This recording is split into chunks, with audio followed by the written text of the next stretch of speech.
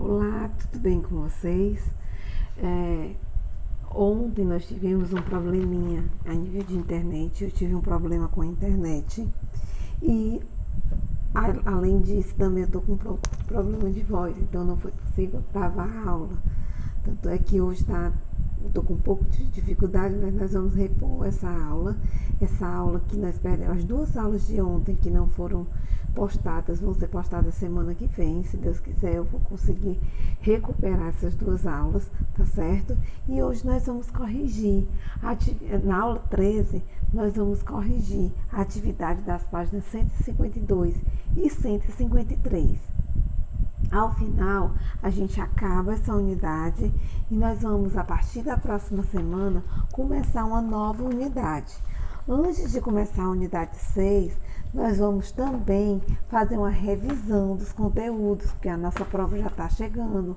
Próxima semana vocês já vão pegar a avaliação novamente, não é verdade? Então, na próxima aula, nós vamos fazer revisão e vamos começar a unidade 6. Como eu falei para vocês, nós vamos repor as aulas de ontem. Vocês não vão ficar com nenhum prejuízo quanto às aulas de ontem. Então, meus amores, espero vocês estarem bem, espero estar tudo bem com vocês. Não estou triste porque nenhum entra em contato comigo, mas fico feliz ao mesmo tempo, porque acredito que não estejam surgindo dúvidas, não é verdade? Assim eu espero. Nós já tínhamos feito a página 150 e a página 151, que vai da questão 1 até a questão 5. Essas últimas páginas da unidade, geralmente ela vem revisando todo o conteúdo que é visto na unidade. Então, nós vamos só finalizar agora com as páginas 152 e 153, tá bom? Na página 152, na sexta questão, diz: observe novamente o mapa mundo principais placas tectônicas, da página 135, e faça as atividades no caderno. Letra A. Que informações podemos obter sobre os movimentos realizados pelas placas tectônicas? As placas tectônicas, elas se afastam ou elas se chocam. Elas estão em movimento, elas estão sobre o magma, né? Como elas estão se movimentando, elas estão sempre se afastando ou se chocando entre elas, certo? Letra B. Em qual placa tectônica está localizado o Brasil? Em que sentido ela se desloca? O Brasil está no meio, no centro da placa sul-americana, certo? E ele se desloca, ela está se separando da placa africana, que até a gente vê que o Brasil, a costa brasileira, se encaixa perfeitamente na costa africana. Então, ela está se separando da placa africana e se chocando com a placa de Nazca. Ah, tia, mas será que o Brasil vai sentir esse choque? Não, porque a gente está no centro da placa. Sétima questão. Como o afastamento e o choque entre as placas tectônicas transformam o relevo terrestre? O afastamento das placas resulta em grandes vales, porque vai causar um espaço, que são chamados rifts. E o choque dá origem às cadeias montanhosas, porque a superfície da Terra vai se soerguer e vai dar origem a essas cadeias montanhosas, certo? Por isso que a gente não tem cadeias montanhosas aqui no Brasil, porque a gente não está perto da borda da placa, então não tem risco de choque entre as placas, e aí eu não tenho cadeias montanhosas. Oitava questão. Explica a relação entre os movimentos das placas tectônicas e os terremotos e vulcões. Os movimentos das placas dão origem a esses fenômenos naturais. É através do movimento das placas, através da placa estar flutuando sobre o magma, que eu vou ter origem terremoto, maremoto, os vulcões vão entrar em erupção. É devido ao movimento das placas tectônicas, tá ok? Vamos agora para a nona questão. Em seu caderno, explique por que essa afirmação abaixo está incorreta. Vamos ler a afirmação junto? A diferença entre os tipos de solo depende apenas do tipo da rocha-mãe. Assim, o mesmo tipo de rocha sempre dá origem a um determinado tipo de solo. Gente, nenhuma ciência a gente pode afirmar apenas, sempre, com tanta precisão. A ciência, ela deixa sempre brechas. Então, eu tenho dois erros. Eu estou dizendo que a diferença é apenas do tipo de rocha-mãe, e não é. E está dizendo que sempre dá origem a um determinado tipo de solo, e também não é, certo? Existem outras diferenças e nem sempre vai ser o determinado tipo de solo. Além do tipo de rocha-mãe, também tem os fatores externos, como o clima, as formas de relevo, onde o solo é formado. Olha, eu posso ter a mesma rocha-mãe aqui e no Rio Grande do Sul, por exemplo. Mas eu não vou dar a origem ao mesmo tipo de solo. Por quê, tia? Porque o clima é diferenciado e o solo depende do clima. Tem também a ação dos seres vivos, que vai contribuir para a diferenciação do solo. O solo não depende só da rocha-mãe, ele depende dos outros fatores que vão formar esse solo. A gente já viu que até chegar naquele solo maduro, eu tenho vários fatores que vão influenciar sobre eles. Observe a obra de arte e responda as questões em seu caderno. Olha, tem uma fazenda com cavalos, carroça, um rio, plantas, árvores, né? Tem bois, né? É uma paisagem rural, muito bonita, com plantações também, parece plantação de algodão. É uma tela, né? Que atividades econômicas retratadas dependem do solo para o desenvolvimento? Principalmente, gente, a agricultura e a pecuária. Vocês estão vendo aí que tem uma plantação, como eu disse para vocês, que parece uma plantação de algodão. E a pecuária também depende. O gado depende da água, né? E depende do solo para sobreviver. Além das atividades representadas, que outras atividades humanas dependem do solo? A construção civil, a produção de combustíveis, que o combustível fóssil é produzido no interior do solo, a construção de prédios, que também faz parte da construção civil, e outras atividades, né? A gente já falou da agricultura e da pecuária. Letra C. Cite outros elementos da natureza representados na pintura e explique de que forma o solo interage com eles, garantindo a vida na terra. Aí é um pouco pessoal, mas vamos lá. As plantas, elas tiram seus nutrientes, elas tiram do solo. E esses nutrientes são indispensáveis para a sua sobrevivência, certo? A água, ela, para não sofrer assoreamento, a água do rio, primeiro ela se infiltra no solo, né, a água. E para um rio não sofrer assoreamento, a vegetação que está no solo impede que esse curso vá cair dentro do rio. Então também os rios dependem do solo, a vegetação depende do solo, não é verdade? Agora nós vamos para a página 153, 11ª questão.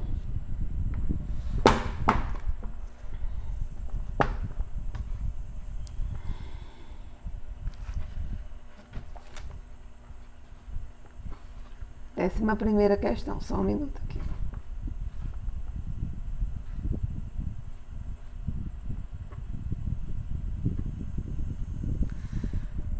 Compare a monocultura e a rotação de culturas, destacando os impactos causados pela primeira prática e os benefícios da segunda. A monocultura é só um tipo de plantação, eu vou explicar. A monocultura é a produção de um único produto em grandes áreas, de forma intensa. Ao longo do tempo, o solo perde seus nutrientes, porque só tem um tipo de plantação. Então, o solo não vai se enriquecer, ele vai perder nutrientes, que ele está acostumado só a um tipo de plantação. Sendo necessário o uso de muitas substâncias para que continue a produzir. E também agrotóxicos para combater as pragas. É mais fácil praga, porque só tem um tipo de cultura, a praga já se adapta àquela cultura. A rotação de culturas, que é um revezamento dos produtos, em cada parte eu vou cultivar um tipo de produto que a gente viu, né? Eu divido o solo, por exemplo, em 4 partes e cada um eu vou botar um tipo. A rotação de culturas, que é um revezamento dos produtos em uma mesma área, é uma técnica que leva em conta a recuperação do solo de forma mais natural, porque vai variando as culturas, aí vai levando, vai dando riqueza ao solo, dando nutrientes de todas as diversas culturas, reduzindo a necessidade de fertilizantes e de agrotóxicos, porque vai reduzir o número de pragas e aquele solo vai sempre estar enriquecido. Vamos para a 12ª questão. Aí eu tenho um cartaz falando que 5 de dezembro é o Dia Mundial do Solo. O solo o solo fundamenta a vida no planeta, pelas funções que eles são inerentes. A gente já vê a importância do solo, né? E o Dia Internacional do Solo é comemorado em 5 de dezembro. Esse dia foi criado para lembrar a importância do solo e chamar a atenção para a preservação desse elemento da natureza. Na imagem, o cartaz divulgado pelo Portal da Ciência do Solo. Letra A. Em sua opinião, que mensagem sobre o solo é transmitida no cartaz? Ele estava colocando a importância do solo para a vida dos seres humanos, dos animais e das plantas, para a vida em geral. A letra B, ela pede que você faça uma folha avulsa, um desenho que represente a importância do solo para a vida. Aí essa questão ela é opcional, você faz se você quiser. Ah, tia, mas eu queria desenhar. Ótimo. Você pode botar para plantação, para criação de animais, para um desenvolvimento da vida humana, tem várias importâncias. O solo. 13ª questão. Sobre as áreas de risco, responda. O que são essas áreas? As áreas de risco em relação ao solo. São áreas inadequadas para a construção de habitações, pois estão sujeitas a problemas como enchentes e deslizamento de terra. Essas áreas, elas, de preferência, não é para ser construído sobre elas, tá? Quais as consequências da ocupação das áreas de risco? Vai causar inundação nas casas, né? Enchentes. Por conta da enchente, vai inundar as casas. Vai desmoronar moradias, por conta que a terra vai deslizar e vai levar as moradias juntos. Vai matar pessoas por conta desse desmoronamento, por conta também das enchentes. Vai prejudicar animais, né? Então ela vai prejudicar tudo aquilo que foi construído sobre o solo. Amores meus, com essa atividade a gente encerra a unidade 5, tá? A unidade 5, ela foi sobre o solo, né? Foi desde a página 130. Só um minuto, 130 não, desculpem. A gente falou de solo e de relevo, desde a página 122 até aqui a página 153. A gente falou dos tipos das formas de relevo, que eu tenho planalto, planície, depressão, montanhas. Falando sobre a questão de altitude, a diferença entre altitude e altura, né? Falamos também dos agentes internos e externos do relevo, da questão da tectonia das placas, do movimento das placas tectônicas, o que isso interfere no relevo. Falamos de terremotos, maremotos e vulcões, né? Falamos dos agentes externos do relevo, certo? Aí falamos a característica de cada forma de relevo. Aí depois nós partimos para o solo.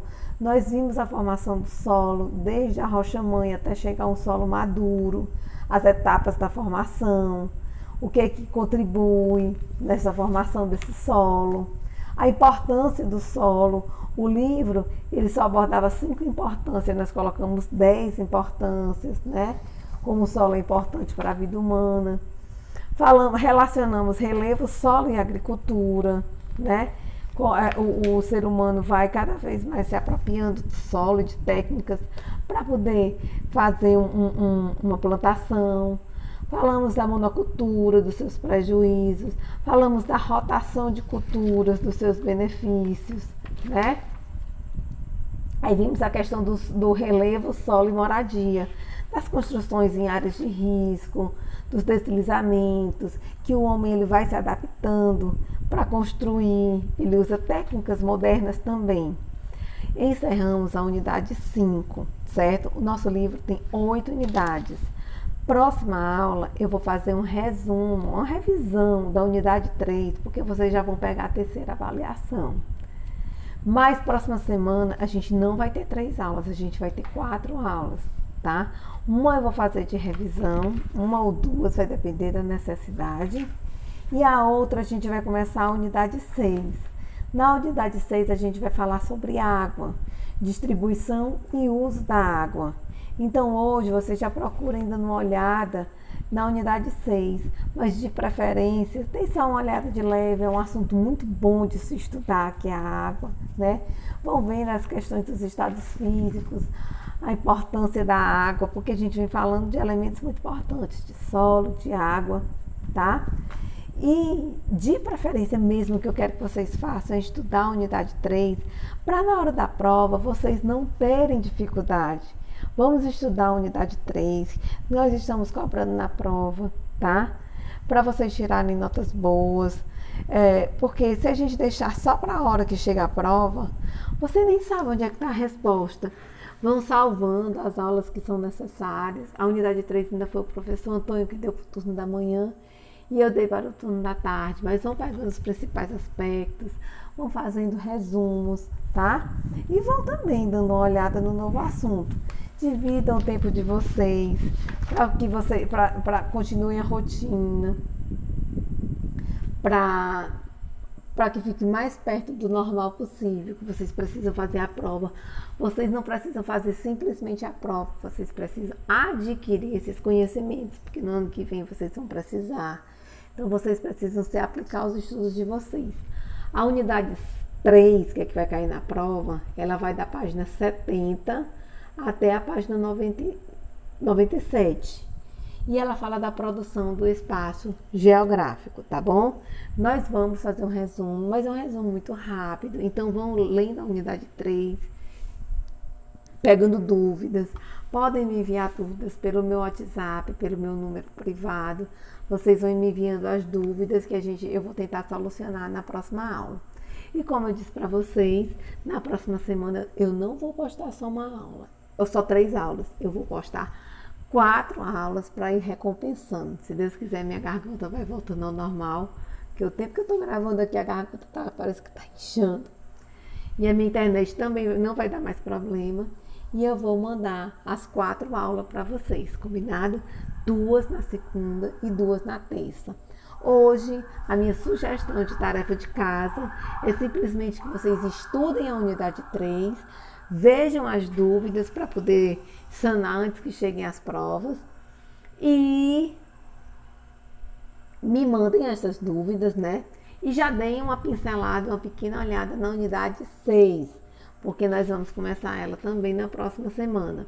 Então, até a próxima semana, até a próxima aula. Um beijo no coração de todos. Tchau, tchau e até mais. Aguardo vocês na próxima aula.